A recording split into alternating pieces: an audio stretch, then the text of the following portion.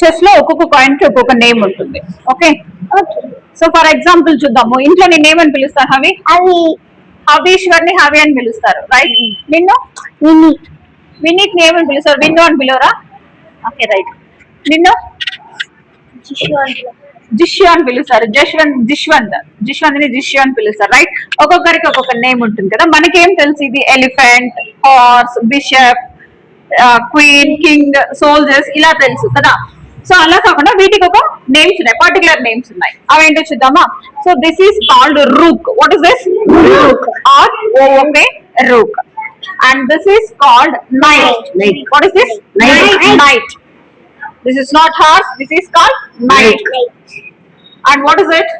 Bishop. This is not camel and this name is bishop, right? King. Very good. What is this? King. And this is called not soldiers, pawns. PAWNS. Pawns. Pawns. Okay.